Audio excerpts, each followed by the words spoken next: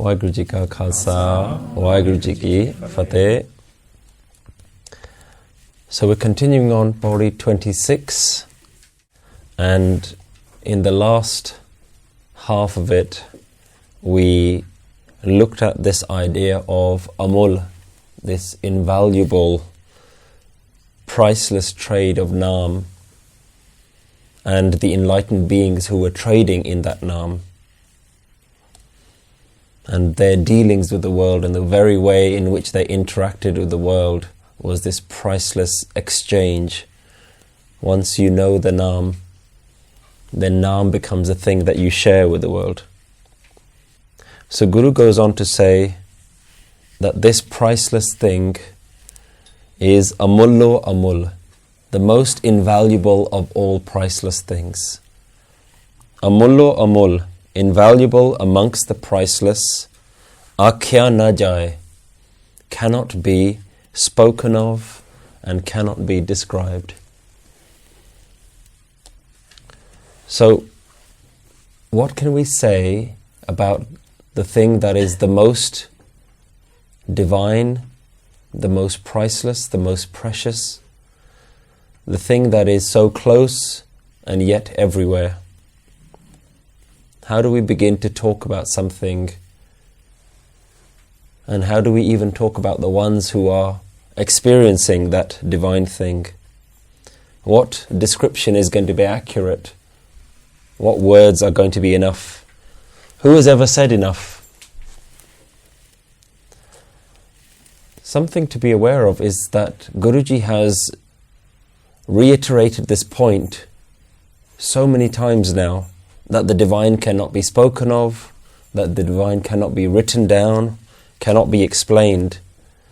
So the question is, why does Guruji continue to try? Why does Guruji continue to keep on doing more and more description, and then continue to explain that it cannot be described, it cannot be spoken of? Isn't everything you say always going to be incomplete? Guruji gives the answer in the next line. Amullo amul akhya na jaye, aakh aakh rahe live laye. By speaking and speaking, the one doing the speaking remains lovingly connected. Rahe live laye, loving connection. So by continually talking about the divine, by Guruji continuing to express his expression of that divine, that very description is keeping you connected. The speaker begins to dissolve into the ocean of the divine.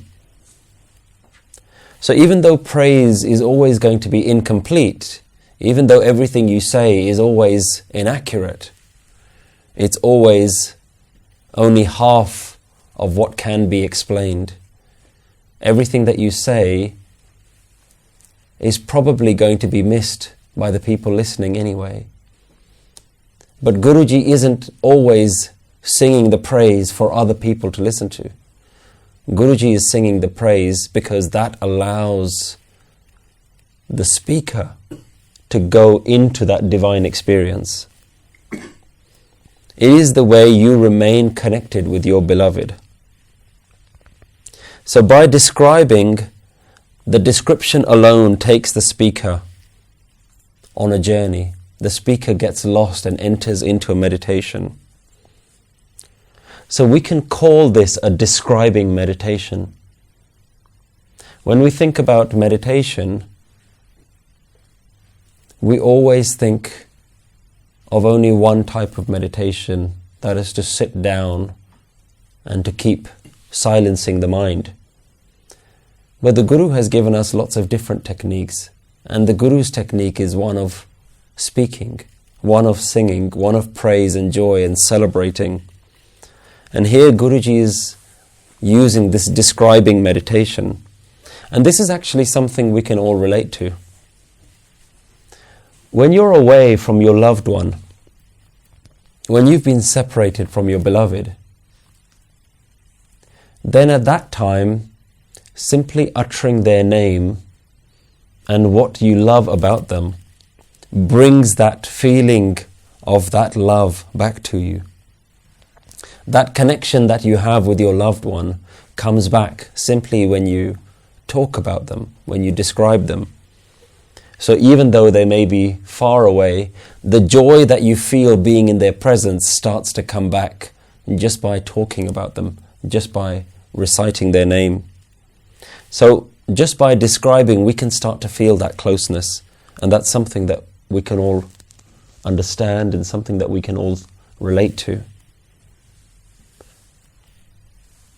So this is where it all comes back down to us, to you, the seeker, the one looking. When all is said and done, when all the knowledge that we've learnt, when everything that you've heard has been understood, when you put all that knowledge aside, the question still remains, how are you going to be connected? What is your method of connecting with this thing? Whether it's through singing, through kirtan, through listening, by reciting a mantra, by seeing it and remembering it in everything that you see around you, what is your commitment to that connection that you've been blessed to learn about? All of this knowledge that we have, that we've been discussing, all of this knowledge has to be internalized into an expression, into an experience, into an emotion. And we can be tempted to be satisfied with just knowing about this, but Guru is constantly expressing and being connected and feeling this. So what do we do? What can we do? What will you do? And in describing about that oneness, that thing that cannot be described, Guru now goes on to talk about who else describes this oneness. What are the other different spiritual sources that have been describing the divine? Who else has been trading in this priceless trade of Naam?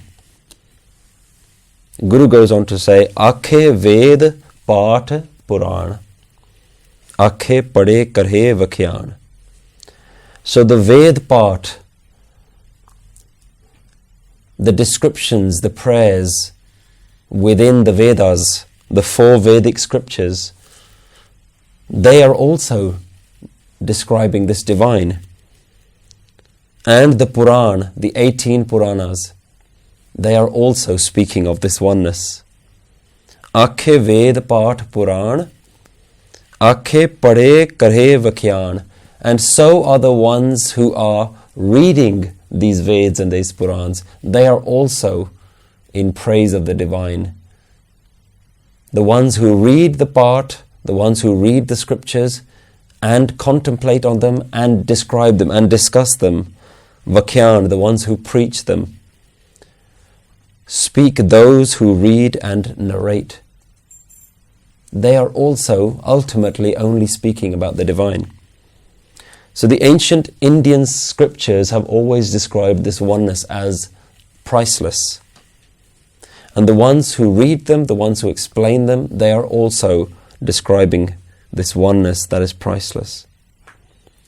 Akhe Barme, Akhe Ind, Akhe Gopi, Te Govind. The Brahmas and the Indras. The word Barme is plural here. The Brahmas and Ind also is written here without an onkar. So it is not just Indra, the king of demigods, the king of kings. It is all the king of gods, all the various kings, and all the gopis and the govinds. So Brahma is known as the creator of the Vedas, The Vedas are said to have been written by Brahma himself. So not only are the Vedas describing the praise of the oneness, Brahma, who is said to have written the Vedas, is also praising the oneness. But Guruji says that there isn't just one creator God. There are countless creator gods. In every culture throughout mankind's history, they have had a God of creation and a God of destruction. So Guru is saying all the gods from all the cultures, there isn't just a single one of them. Nobody owns the monopoly on the gods. Everyone has an idea of what the gods are, and all those gods are ultimately a description and praise of that oneness. And Guruji is using this analogy of gods and goddesses, knowing that they are ultimately just a way to personify the characteristics of the divine. That one supreme divine. Akhe barme, akhe ind, akhe gopi, ta govind. So the gopis are the milkmaids, the followers of Gobind. Gobind is another word for Krishna. But here Guruji says, speak the cow-herding maids, the gopis, and the Krishnas, the plural Krishnas. So the Gurus have often talked about these mythological characters, these gods, these demigods. But the Gurus have always known their stories to be metaphors for that divine God. Even in Guru Granth Sahib Ji, we have several shabads in praise of Krishna.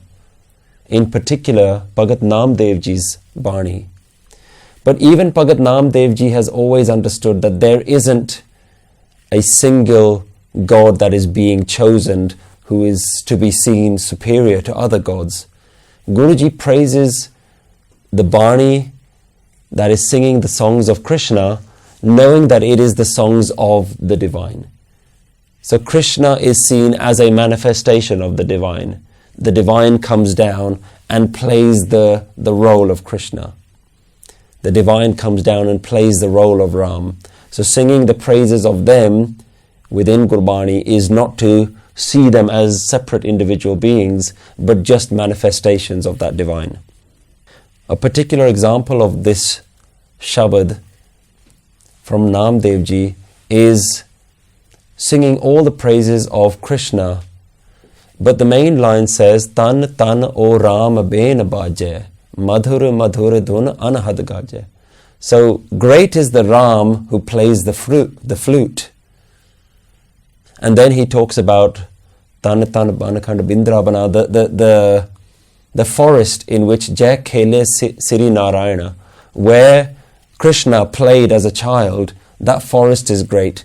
The blanket that he wore is great. His mother is great. All of his friends are great. But the clue is in the main line which says, Tan Tan o Ram ben baje. Now, specifically the word Ram has been used. Krishna is the one who is seen as the one who plays the flute. Historically, Ram is not seen as a character who plays the flute. So there's a clue there that Namdev Ji is not talking about Krishna the character, but the story that is being played out by the divine, Ram, who's playing the song on his flute of Krishna. Tan Tan o Ram ben baje. He's not saying Tan Tan Krishna who plays the flute. He says, I can see that behind Krishna is Ram, the ultimate, the supreme Ram, the supreme being. So within Gurbani, wherever we see praise of these demigods, we might call them, it is not praise of those characters, but to see the divine in those characters. When you can see the very thing that you're worshipping as nothing more than a manifestation of that oneness, then it makes us understand that if they are the manifestation of the oneness, then so are we. We are also not separate beings. So when we lose ourselves into praising these individual gods, then we've fallen back into duality. Then we think that Ram is separate from Krishna, Brahma is separate from Shiva. Then we fall back into duality and we think that they are separate from that supreme. So we must understand how to view these great stories, these great characters, and we must learn from their stories. Their stories have been written to teach mankind what is the way to be supreme, what is the way to live the righteous way, the right way, what is the way to actually live a life of dharam. We can read these stories and understand them. The conversation that Krishna has with Arjun in the great Mahabharata, the great battle, that entire conversation is recorded in a granth called the Gita. That granth alone is so valuable and priceless. There is so much that we can learn from the Gita. But as long as we are aware all the time and conscious that we are not to use this as a way to start personifying Krishna as something individual worth praising. So all the great saints have always understood the story of Krishna, the story of Ram. Ram is said to be the supreme perfect human.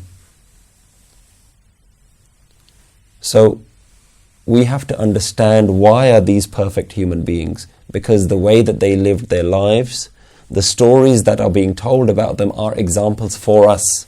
Ultimately, we have to live those lives as well. Why do we tell so many stories of the Gurus? Not just to show how great they were, but because they are the benchmark. They are the template that we have to model ourselves on. The way that they lived, the characteristics that they had. So the Guru has always maintained that there's no need to worship these temporary beings, but we have to focus on the permanent truth that is in them and the permanent truth that is in us all.